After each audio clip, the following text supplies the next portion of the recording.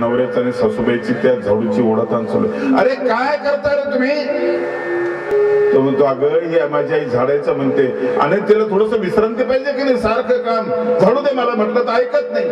ती म्हणते अगं साहेब झाला मोठा, लोक काय म्हणतील, मीच झाडते.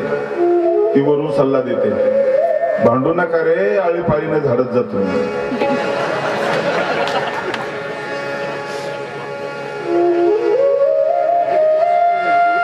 भगवान कृष्णाची जी कुटुंब व्यवस्था होती ती कुटुंब व्यवस्था किती चांगली, किती अतिशय महत्वाची.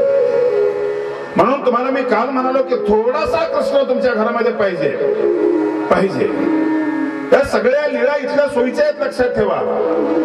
आमचं काय होतं की आम्ही महाभारत असो की रामायण असो हे सगळे ग्रंथ सुरक्षित अंतरून वाचतो आणि असा एक समज करून घेतलेला असतो की ते अवतारी पुरुष होते त्यांना जमलं, आम्हाला थोडं जमणार. ते महापुरुष होते त्यांना जमलं, आम्हाला थोडं जमणार आहे, असं नाहीये. एका दृष्टी देणारे हे ग्रंथ आहेत. रामायणामध्ये जेव्हा त्या जटायूने अलंकार टाकले खाली, श्रीरामाने ते अलंकार हातामध्ये घेतले आणि लक्ष्मणाला सांगितलं, लक्ष्मणा बघ हे तुझे भाभीचे अलंकार आहेत का? लक्ष्मणाने हातामध्ये घेतले आणि बघितलं, जटायूचं आणि रावणाचं युद्ध झालं, तिचं पंख छाटले, रावण सीतेला घेऊन निघून गेला आणि हे अलंकार हातात पडले. पडल्यानंतर त्याने विचारले, सांग कोणाचे अलंकार आहेत? लक्ष्मणाने बघितले, खालून बघितले, वरून बघितले आणि त्यांनी उत्तर दिलं. रामायणातलं मूळ श्लोक म्हणतो मी, त्याने उत्तर दिलं, नाहम जानामि केयुरे नाहम जानामि कुंडले. तो म्हणतो दादा हे कानातले अलंकार किंवा गळ्यातले अलंकार मला नाही सांगता येणार कोणाचे आहे, पण नुपुरे तोही जानामि, पायातले नक्की मी सांगतो कोणाचे अलंकार आहे. कोणाचे आहे? माझ्या भाभीचे अलंकार आहे पायातले, पायातले भाभीचे आहे. अरे तू अर्धे माहिती म्हणतो, अर्धे माहिती नाही म्हणतो, एकदाच तर पडले ना सगळे. त्यावेळेस त्याने दिलेलं उत्तर किती मोलाचं आहे, लक्षात ठेवा. नुपुरे तोही जानामि, पायातले मी जाणतो, मी बघितलेले आहे. कशामुळे? नित्यम पादाभिवंदना, दररोज भाभीच्या पायाचं दर्शन घेत होतो, त्यावेळी मला ते दिसत होते. दादा मी भाभीचा चेहरा सुद्धा बघितला नाही, त्यामुळे ते अलंकार मला माहिती नाही, गळ्यातले कानातले मला माहिती नाही. ही दृष्टी नकोय तुम्हाला. इतकी पवित्र असलेली नजर आपल्याला गरजेची आहे की नाही? या कथा तात्कालिक नाही, त्या काळापुरत्या मर्यादित नाही, सदैव चालणार. ही एक वृत्ती आहे ना, ती प्रवृत्ती आहे. ती रावण नावाची व्यक्ती नाही, ती प्रवृत्ती आजही आहे. पांडवांची अडचण आजही आहे, पांडव नसले तरी आहे. आणि म्हणून अर्जुन सदैव आहे. तुम्ही प्रत्येक माणसामध्ये अर्जुन शोधू शकता, प्रत्येक स्त्रियांमध्ये द्रौपदी शोधू शकता, प्रत्येक स्त्रियांमध्ये कुंती शोधू शकता. म्हणून ते ग्रंथ सुरक्षित अंतरावरून बघायचे नाहीत, ते आपण त्यात आहोत. आणि त्यांच्या अडचणीला जे उत्तर आहे ते उत्तर आपल्याला सुद्धा आहे, तेच उत्तर आपल्याला सुद्धा आहे. पण कुठेतरी विजयादशमीच्या दिवशी रावणाला जाळायचं म्हणून मोठा रावण तुम्ही उभारता आणि रावणाला जाळण्याचा प्रयत्न करता. मोठ्या अहंकाराने पत्रिका छापलेले असते अमक्याच्या हातून, आणि तो माणूस रावणाला जाळत असताना हा सुद्धा विचार करत नाही की रावणाच्या तुल्यचा मी आहे का? वेदाचा अभ्यास असलेला रावण, वेदाचं वर्गीकरण ज्यांनी केलं असा रावण, आपल्याला ते एक अक्षर माहिती नाही. त्याला जाळण्याचा अधिकार आहे हनुमंताचा आणि श्रीरामाचा, आम्हाला आहे का?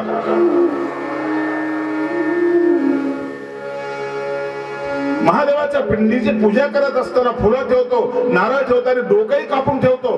दुसरं येतं ते कापतो, तिसरं येतं ते कापतो, 10 डोके कापून ठेवतो. तुम्ही त्या खिशातले पैसे लवकर टाकत नाही, खिशात हात घालून शोधत बसतात आणि शेवटचा पैसा काढतात, टाकतात, मोठी लंबीलच यादी तयार करतात. पोरीचं लग्न होऊ दे, विहिरीला पाणी लागू दे, पोराला नोकरी लागू दे, मला टेंगू झालं ते ठीक होऊ दे.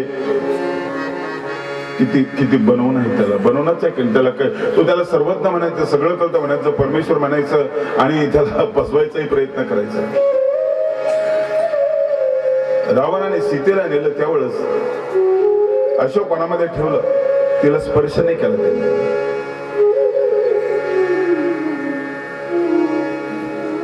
स्पर्श नाही केला. आजची आपली प्रवृत्ती कशी? एक ठिकाणची घटना मला एका मित्राने सांगितली. म्हटलं एक मुलगी पळवली, पळवल्यानंतर एक म्हातारा माणूस मागे धावला, पळून नेली मुलगी. एका ओट्यावर बसले होते 4-5 मुलं. त्या मुलांना सांगायला लागला, अरे ती मुलगी पळवली, परत पळा, काहीतरी प्रयत्न करा, तिला सोडवायचा प्रयत्न करा. आपली भारतीय संस्कृती काय, तिला सोडवायचा प्रयत्न करा. मुलं हसत होते, चेष्टा करत होते. पळवली कशाला पळवली, करतील बलात्कार, आपल्याला काय करायचं. नंतर तो म्हातारा म्हटला, तुम्हाला कल्पना नाही ती मुलगी कोण आहे. तुमच्या चौघातली एकाची ती बहीण याची कल्पना नाही तुम्हाला. एकदम सगळ्यांच्या भावना बदलल्या, जवळ येऊन पोहोचले, एकदम सगळ्यांच्या भावना बदलल्या. म्हणून महाभारत हे सुरक्षित अंतरावरून पाहण्याची गोष्ट नाही, रामायण हे सुरक्षित अंतरावरून पाहण्याची गोष्ट नाही. पूर्वजांनी ज्या कथा लिहिलेल्या आहेत ह्या कथेचा आमचं फार जवळचं नातं आहे, खूप जवळचं नातं आहे, अतिशय जवळचं नातं. म्हणून मी हे सांगत असतो की महाभारतात द्रौपदीचं जे वस्त्रहरण झालेलं आहे, हे द्रौपदीचं वस्त्रहरण दुःशासनाने केलं. कीर्तनकार प्रवचनकार आतापर्यंत सांगत आले, जितकं दुःशासनाने वस्त्रहरण केलं नाही, इतकं कीर्तनकार प्रवचनकारांनी वस्त्रहरण द्रौपदीचं केलेलं आहे. ते तेवढ्याच पुरतं मर्यादित आहे का? आज द्रौपदी नाही का, आज ती वेगळ्या स्वरूपामध्ये आहे. आज ती कुंतीची सून नाही, आज ती पांडवाची पत्नी नाही, आज ती वेगळ्या स्वरूपामध्ये ती अवस्था भयानक स्वरूपामध्ये आहे. दुःशासन परवडला, तो वयात आल्यानंतर तो वस्त्रहरण करतोय, पण आज ती गर्भामध्येच तिची हत्या होते आहे. गर्भ परीक्षण केल्यानंतर ही मुलगी आहे लक्षात आल्यानंतर तिथं संपवण्यात येतं. दुःशासनाने एवढं वाईट ते केलं, दुर्योधनाने इतकं वाईट ते केलेलं नाही जे तुम्ही करताय, आम्ही करतोय. गर्भात तिचं प्राण हरण करायचं आम्ही काम करतोय, संपवायचं काम करतोय. इथं दुःशासन कोण आहे? संमती देणारी आई. इथं दुःशासन कोण आहे? संमती देणारा बाप. करा तुलना दुःशासनासोबत, त्याच्यासोबत तुलना करा. त्या दुःशासनाला मारण्याची प्रतिज्ञा भीमाने केली, यांना शासन करण्याची प्रतिज्ञा कोण करणार आहे? ती आतून आवाज देत नसेल का, मम्मी मला बोलायचं का तुझ्याशी, पप्पा तुमच्या मांडीवर मला बसायचंय. तिचा आवाज कोणाला ऐकू?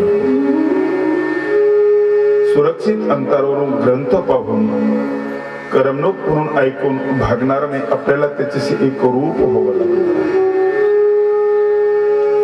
महाभारत कधीच संपलं नाही. सगळे सुप्त गुण आपल्यामध्ये आहे. माणूस कधी एकटा नाही राहत, वेगवेगळ्या भूमिकेत तुम्ही नेहमी वावरत असता. मुलगा समोर आला की तुमच्यातला बाप जागा होतो, वडील समोर आले की तुमच्यातला मुलगा जागा होतो, पत्नी समोर आले की तुमच्यातला नवरा जागा होतो, बहीण समोर आली की तुमच्यातला भाऊ जागा होतो. तुम्ही फक्त भाऊ नाही, तुम्ही फक्त बाप नाही, अनेक नात्यामध्ये तुम्ही विभागले. म्हणून वेगवेगळ्या ठिकाणी तुमची भूमिका वेगळी असते. याचं कारण की तुमच्यामध्ये सगळे भाव असतात. तुम्ही भाऊजी असता, तुम्ही सासरे असता, तुम्ही जावई असता, सगळं असता. मुलगी सून असते, तर मुलगी नंतर सासू असते, तर मुलगी बहीण असते, मुलगी पत्नी असते, मुलगी नणंद असते. हे सगळे भाव एका व्यक्तीमध्ये असतात. महाभारत तुमच्यामध्ये आहे, म्हणजे तुमच्यामध्ये विदुर आहे, तुमच्यामध्ये दुःशासन आहे, तुमच्यामध्ये भीम आहे, तुमच्यामध्ये कृष्ण नीती आहे. हे सगळं आपल्यामध्ये आहे, सगळं आपल्यामध्ये आहे. कधीच संपलेलं नाही. ते कुरुक्षेत्रही कधी संपलेलं नाही. सदैव कुरुक्षेत्र आहे, सदैव आहे. ती जागा नाही तेवढी फक्त कुरुक्षेत्राची लढाईची, ती जागा नाही, सगळीकडे आहे ते, सगळीकडे. कुरुक्षेत्र म्हणजे कर्म करण्याचं एक ठिकाण, कृती करण्याचं एक ठिकाण, त्याला कुरुक्षेत्र असते. आणि म्हणून ती कृती करत असताना सजग असणं महत्वाचं आहे. कृती खूप मोलाची आणि महत्वाची आहे. एखादी थोडीशी चूक तुमच्याकडून झाली तर प्रचंड नुकसान होऊ शकते. तुमच्याकडून थोडीशी चांगली गोष्ट झाली तर खूप फायदा होऊ शकतो, खूप फायदा होऊ शकतो. म्हणून दिसायला वाईट कृती असली तरी अंतःप्रेरणा चांगली जर असेल ना आपली, तर ती वाईट कृती सुद्धा वाईट नाही, ती चांगली कृती आहे. एखाद्याला मारणं वाईट आहे, कुणाची हत्या करणं वाईट आहे, परंतु भगवंत सांगतात गीतेमध्ये की हे सगळं संपवणं महत्वाचं आहे. इथं अहिंसेची परमेश्वराची व्याख्याच वेगळी आहे. हिंसेला खतम करणारी जी हिंसा आहे तिला अहिंसा म्हटलेलं आहे. कृष्णाचं सत्यच वेगळं आहे, सत्याची परिभाषा वेगळी आहे. कृष्णाचं सत्य वाकडं आहे, ज्याचा परिणाम अनेकांच्या हिताचा असेल ते असत्यालाही कृष्ण सत्य समजतो. ज्याचा परिणाम लोकांना नुकसानकारक असेल, जगाचा विनाश करणारा असेल, ते सत्यही काही कामाचं नाही असं कृष्ण सांगतो. असं सत्य बोलणारा धर्मराजा कृष्णाला नाही आवडला. शेवटचा प्रसंग जेव्हा दुर्योधन पाण्यामध्ये डोहामध्ये, पांडव गेलेले, कृष्ण गेलेला आहे, त्या ठिकाणी उभे राहिलेले आणि धर्मराजा संभाषण करतोय. भित्र्यासारखा बसला, ये बाहेर आहे, लढाई कर आमच्या सोबत आणि लढाई करून तू आम्हाला पराभूत कर, राज्य मिळव. तो म्हणतो मी विश्रांती करतोय, मी कुठं भ्यालो, मी कुठे गावलो. ये ना बाहेर, मग ये आणि लढ. कोणासोबत लढायचं, 5 मधून कोणाची निवड कर एका सोबत आणि कोणाला एकाला तू हरवलं की तू जिंकला, राज्य तुला देऊन टाकू. भगवंत चिडले, मूर्खासारखं बोलतोस, आतापर्यंत ह्याच चुका तू केल्यास. भीमापेक्षा 16 पट तो बलवान आहे, मेहनत त्यांनी जास्त केलेली आहे. कितीतरी वर्ष लोखंडाचा पुतळा तयार करून त्याच्यावर गळा मारतो, श्रम करतो. तो भीम ताकदवान आहे, पण तो फार मजबूत आहे, वज्रासारखा. ऐकलं का तुला, एका गदेत मारून टाकलं नव्हतं. त्याने नकुल निवडला तर, सहदेव निवडला तर आणि अर्जुन निवडला तर. अरे चौघांना एकाच वेळेला मारतो, मूर्खासारखा करतोस. नाही, मी जे बोललो ते बोललो. भीम मोठा हुशार, भीमाने चान्सच नाही दिला, त्याला श्वेत द्यायला सुरुवात केली. ये ना, हिम्मत असेल ते ना, लपून का बसला. आणि त्याला चिडवलं, इतकं चिडवलं की चिडलेल्या माणसाला काही कळत नाही, तो भामावून जातो. यासाठी त्याला चिडवलं आणि एकदम तो गदा घेऊन आला आणि मला भीमासोबत लढायचं म्हटला. ही भीमाची चतुराई, भीमाची कुशलता आहे. भीमाला खरं न्यायच दिलं नाही, आपण त्याला खादाळ समजलो, त्याला बलवान समजलो, अळमुट समजलो. अतिशय चतुर असलेला, जरा संघाला संपवणारा तोच. म्हणून भगवान कृष्णाने भीमाची रथातून मिरवणूक काढलेली आहे. अशी एकट्या माणसाची कोणाची मिरवणूकच काढली नाही, एकट्याची त्याची मिरवणूक काढलेली. सत्य असं आहे भगवान कृष्णाचं की ज्याचा परिणाम चांगला आहे ते असत्यही सत्य आहे. हे समजून सांगताना तुम्हाला एक गोष्ट सांगतो मी. एका घरी चोरी झाली आणि चोरी झाल्यानंतर तिजोरी उघडली, चोराने हाताने उघडली, सोनं काढलं, चांदी काढली, पैसे काढले, गाठोड्यामध्ये बांधले. खडखड आवाजाला घरातले माणसं उठले. 4 पैलवान होते, त्याला धरलं, इतकं मारलं, इतकं मारलं, त्याला खूप मारलं. पाणी पाणी पाणी करत होता, त्याला पाणी नाही दिलं. पाणी मागत होता, पाणी नाही दिलं. पोलिसांच्या स्वाधीन केलं, त्याला पोलीस स्टेशन मध्ये बंद करून टाकलं. तिसऱ्या दिवशी आणखी एक घटना त्या घरात घडली. तिजोरी उघडी होती, चाबी लावलेली होती. घरात एकच बाळ, एकच दिवा, छोटस बाळ. आत्ता तो उभं राहायला लागेल, चालत चालत गेलं, तिजोरीकडे गेलं, चाबी काढली, तिजोरीच्या मध्ये गेलं, दरवाजा उडवून घेतला, ऑटोमॅटिक तिजोरी बंद झाली, चाबी मध्येच घेऊन गेलं.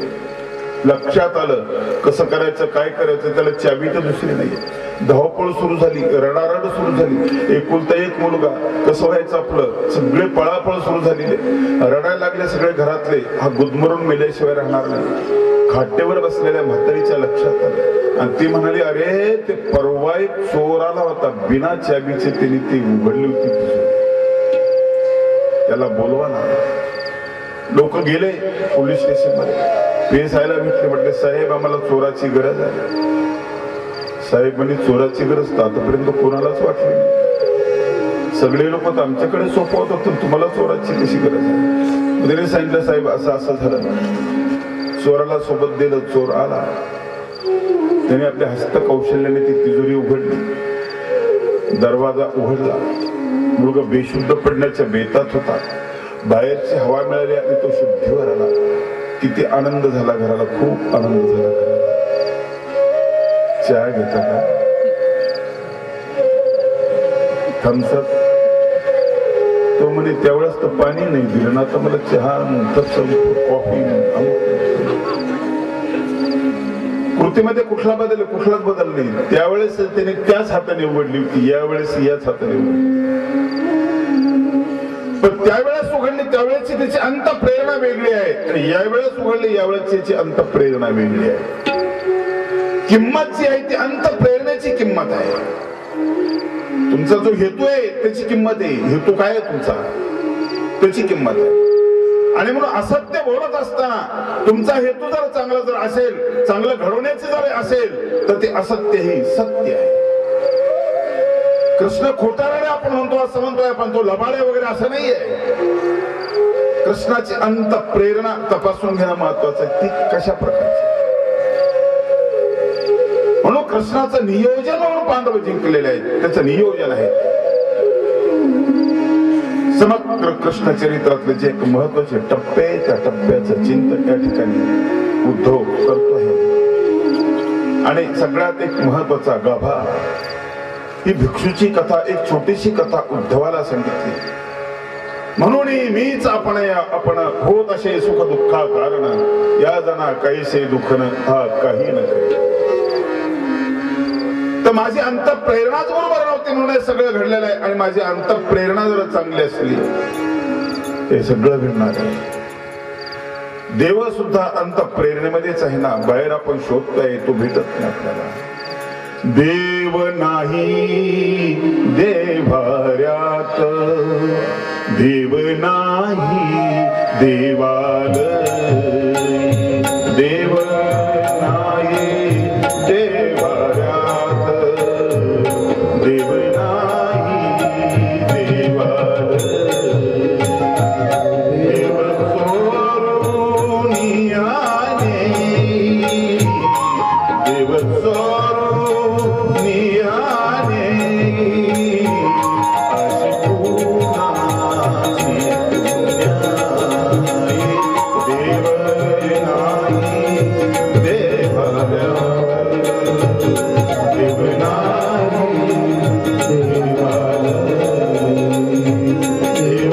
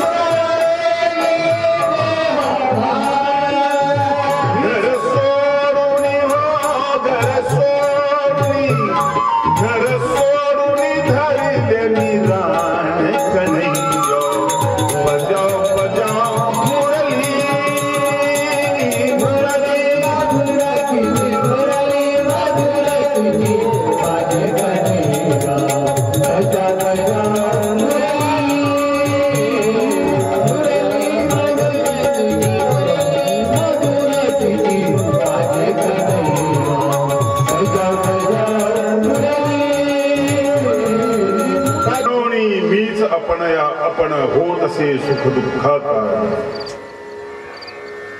दुःखालाही कारण आणि सुखालाही कारण दुसरं कोणी नाही, मीच. दुःख निर्माण केलं मीच, सुख निर्माण केलं मीच. जेव्हा आपण एखाद्याला शिवी देतो त्यावेळेस तिकून व्याजासह आपल्याला किती मिळतात याला कारण जे आहे ते मीच. किंवा एखादी चांगली गोष्ट आपण करतो, फुकट जगात काही भेटत नाही. प्रत्येक गोष्टीचं मूल्य आहे, प्रत्येक कृतीला फळ आहे. छोटीशी कृती असली तरी तिच्या पुढे तिला फळ आहे. फुकट कुठलीच गोष्ट नाही. आणि म्हणून ती निफज आपल्यामध्येच होते, आपल्यामध्येच होते. प्रत्येक माणसाला निरीक्षण करण्याचा त्या ठिकाणी सल्ला दिलेला आहे की तू तुला तपासून घे, तू आत्मनिरीक्षण कर. दुसऱ्याला तर खूप बघितलं, स्वतःला फुकट एकही गोष्ट जगामध्ये मिळत नाही. आपलं आत्मनिरीक्षण आपण करायचं. चक्रधर स्वामीने एक दृष्टांत देऊन माणसाने स्वतःला कसं तयार करायचा एक सल्ला दिलेला आहे. दृष्टांत खूप सोपा आणि साधा, एकदम साधा दृष्टांत. म्हणतात एका गावामध्ये लोहार आला, त्यांनी पाळ टाकलं, दुकान मांडलं. गावातला एक एक माणूस यायचा अवजार तयार करून न्यायचा. कुणी कुऱ्हाड शेवटली, कुणी काही शेवटलं, कुणी काही शेवटलं, कुणी टिकास. एक शेतकरी जेवायला बसला, बघतो त्याच्या आड्याला मकानाच्या एक जुनी सुरी होती, पंजोबाची कुणाची तरी, छोटीशी होती, गंजलेली होती. म्हटलं जेवण झालं, आपण जाऊ लोहाराला, आणू काहीतरी करून, याच्या बिळा वगैरे काहीतरी करू, कृपा तरी करू. ती सुरी घेऊन जातो लोहाराकडे. लोहार त्या सुरीला बघतो, त्याला इतकी आवडली, ती जातीवंत ते पोळाद असतं आणि त्याला ते घ्यायचं असतं. आणि पण तो असा बनवतो त्या शेतकऱ्याला, त्याची किंमत डाऊन करण्याचा प्रयत्न करतो. घ्यायचंच असतं, तुम्ही तेच करता व्यवहारामध्ये. जमीन तर तुम्हाला घ्यायचे, भाव जास्त आहे आणि मग तुम्ही तिला डाऊन करण्याचा प्रयत्न करता. घेतलीच असते बा, पण थोडंसं खोलगड जास्त आहे, भरं टाकावं लागेल थोडंसं, नाही तर. आणि मग थोडंसं माणूस कमी होतो. मुलगा ठीक आहे केला असता, जावई म्हणून केला असता, पण थोडासा कमी शिकलेला आहे, दुसरं काही नाही. हुंडा आपोआपच कमी होतो, थोडा तरी फरक पडतो. त्या शेतकऱ्याला त्यांनी सांगितलं ही काहीच कामाचं नाही, याची खेळ सुद्धा होणार नाही, आगीवर टाकल्यानंतर हे जळून जाणार आहे. फार तर तुम्हाला 1000 रुपये मी देतोय, घ्यायचा असला घ्यायला तर घरी घेऊन जा.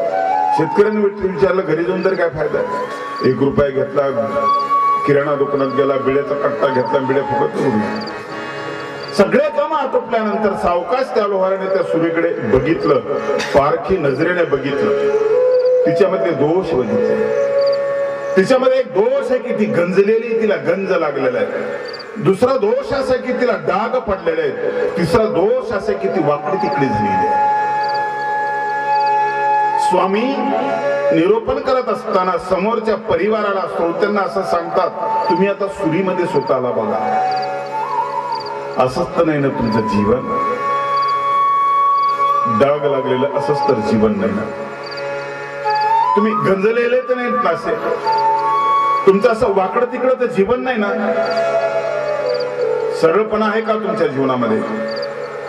आणि मग तो लोहार काय करतो की त्या सुरीला हलक्या आगीवर गरम करतो, हलक्या हातोडीला ठोकतो, तिचा गंध निघून जातो, गंध निघून जातो.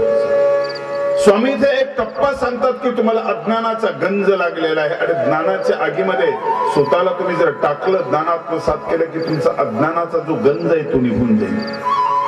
पण सूर्यांची चांगली झालेली नाही, एक पहिला टप्पा चांगली झाली. गंज निघून गेल्यानंतर तिच्यावर मोठे डाग दिसायला लागले. लोहार काय करतो की ते तिला सहाणवर घासतो, ते मोठे डाग कमी होतात. पण आणखी बारीक डाग दिसतातच त्याला, पण बरंच तेज तेल आलेलं असतं पहिल्यापेक्षा. बारीक डाग दिसतातच. मग तेल सहाणवर घासतो, ते निघून जातात, तर सूक्ष्म असते डाग. आणखी तूप सहाणवर घासतो आणि मग तिला चकाकी आलेली असते. स्वामी सांगतात बघ त्या सुरीमध्ये तुलाही चकाकी, तुझं अज्ञान निघून जाईल ना त्यावेळेस तुला चकाकी. अज्ञानामुळेच तर तो असं म्हणतो, लोकांवर आरोप करतो की नाही अज्ञानामुळेच. म्हणून पहिला शत्रू तुझा अज्ञान, हा पहिला शत्रू आहे, ते निघून गेलं. आता लागलेले तुला जे डाग आहे कर्माचे ते निघून गेले. त्या घासण्याने, त्या वैराग्याने, त्या मेहनतीने, त्या निस्पृहतेने ते डागही तुझे निघून गेले. आता राहिली ती सुरी वाकडी आणि मग त्या वाकड्या सुरीला सरळ करण्याचा प्रयत्न. अध्यात्म असायचे की माणसाच्या वाकड्या मनाला सरळ करण्याचा प्रयत्न करतो. मनाला कुठला विशिष्ट आकार आहे का? कुठला विशिष्ट आकार नाही, कुठल्या आकारात बसतात. म्हणून तुम्ही एक माणसाला असं म्हणता की तो कोत्या मनाचा आहे म्हणजे वाकडं मन आहे, तो सरळ मनाचा आहे म्हणजे सरळ मन आहे, तो लहान मनाचा आहे म्हणजे बारीक मन आहे, तो मोठ्या मनाचा आहे म्हणजे मोठं मन आहे. हे तुम्ही गृहीत धरलेले की मन लहान असतं, मोठं असतं, वाकडं असतं, तिकडं असतं, मन गढूळ असतं, मन स्वच्छ असतं. आणि जसं हे मन असतं तसं तुम्ही असता, तसे त्याचे परिणाम असतात. तो लुब्धपाणी जो भिक्षुक आहे ना, तो कबूल करतो की हे माझेच परिणाम आहे, म्हणूनही मीच आपण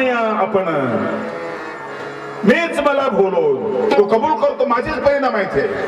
होत असे सुख दुःखा कारण दुसरं कोणीच नाहीये. उगीच चिडत गेलो लोकांवर. मग स्वामी सांगतात की ती सुरी अशा पद्धतीने सरळ करण्याचा प्रयत्न तो करतो. आपले असंच वाकडं तिकडं जीवन आहे, सरळ रेषेतलं आपलं जीवन नाही. सरळ रेषा म्हणजे निष्ठा, सरळ रेषा म्हणजे तुम्ही जी प्रतिज्ञा केली ती. हरिश्चंद्राने स्वप्नामध्ये राज्य दान दिलं विश्वामित्राला आणि जागेपणी सिद्ध करून टाकलं, त्याला देऊन टाकलं. हा आहे सरळपणा. आम्ही जागेपणी आश्वासनं देतो, त्याचं आम्हाला स्वप्नही पडत नाही. हा आहे वाकडेपणा. तुमचं जीवन सरळ जर नसेल, वाकडं जर असेल, तर किती पेच निर्माण होतात माहिती आहे. तुमच्या समोर दोन मुलं बसले, एक तुमचा सख्खा मुलगा आहे, एक तुमच्या भावाचा मुलगा आहे. सख्खा मुलगा आहे तुमच्या डाव्या हाताच्या बाजूला आणि भावाचा मुलगा आहे उजव्या हाताच्या बाजूला. तुमच्या दोन हातात दोन आंबे तुम्ही घेतलेले आहे. उजव्या हातामध्ये मोठा आंबा आहे, तुमच्या लहान आंबा आहे आणि डाव्या हातामध्ये मोठा आंबा आहे. आणि मोठ्या आंब्याच्या समोर जो मुलगा आहे तो भावाचा मुलगा आहे, पुतण्या, आणि लहान आंब्याच्या समोर जो मुलगा आहे तो स्वतःचा मुलगा आहे. आणि इथं तुमची मनाची परीक्षा आहे. तुम्हाला त्या दोघांना आंबा द्यायचा आहे. सरळ देता आलं तर तुमचं मन सरळ आहे, पण असं होत नाही बहुतेक, नाही होत बहुतेक असं.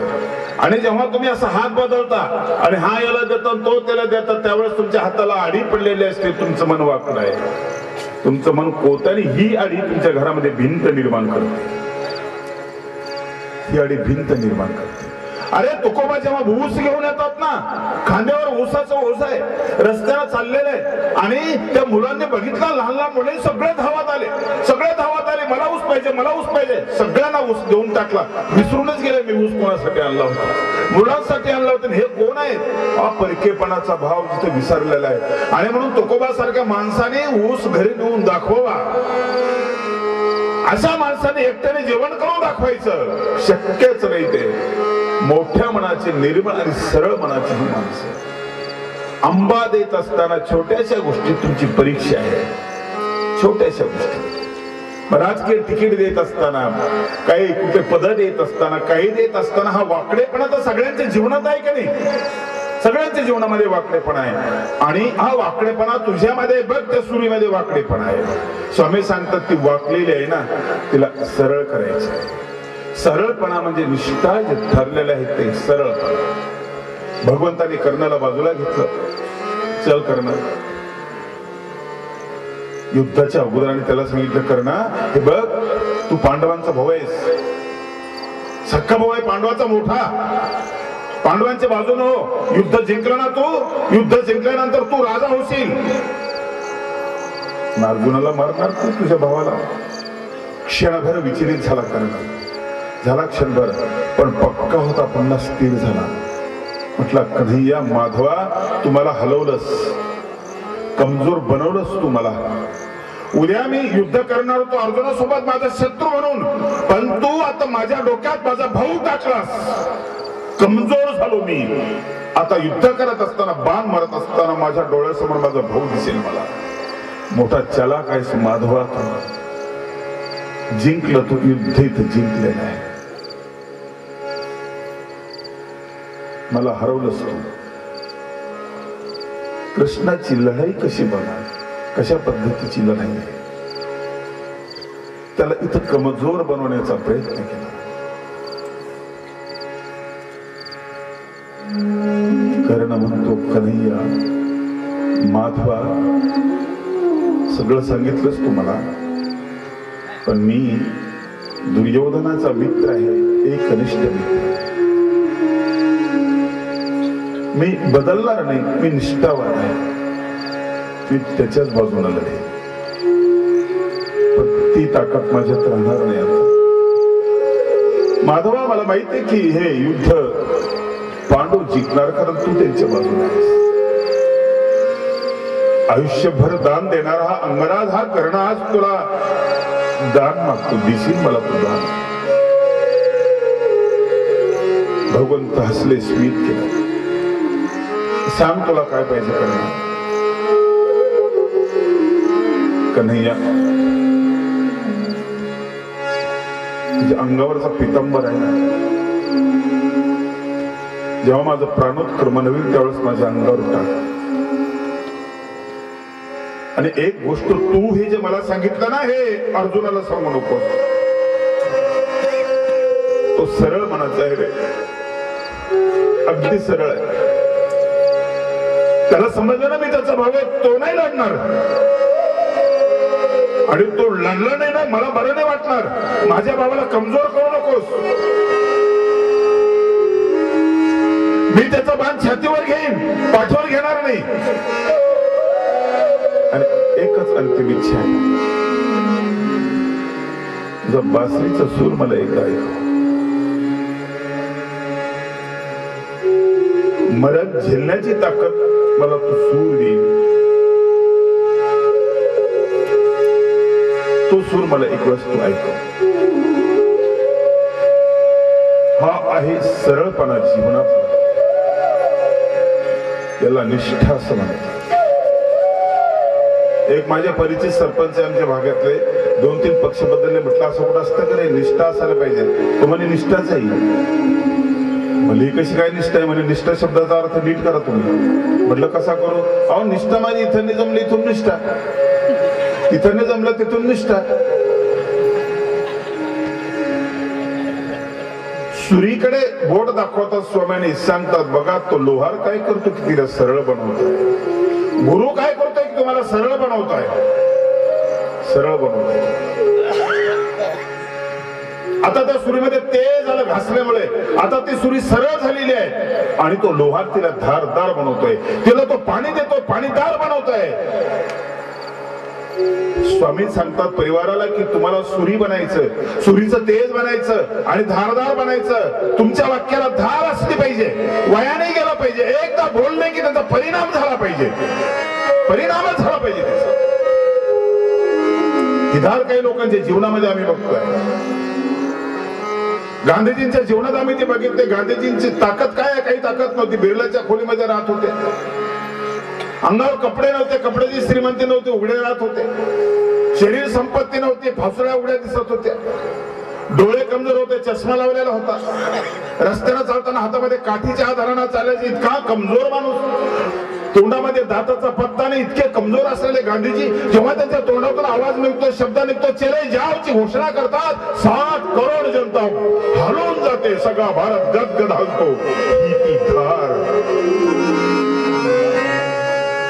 आम्ही भाषण करू करू ओरडू ओरडू कोरडे ठक पडतो, जीव जातो आमचा, कोणी आमचं ऐकत नाही. याला तोच धंदा म्हणतात, त्याला दुसरं काही काम. तरवार आहे पण बोथटलेली तरवार कामच करत नाही.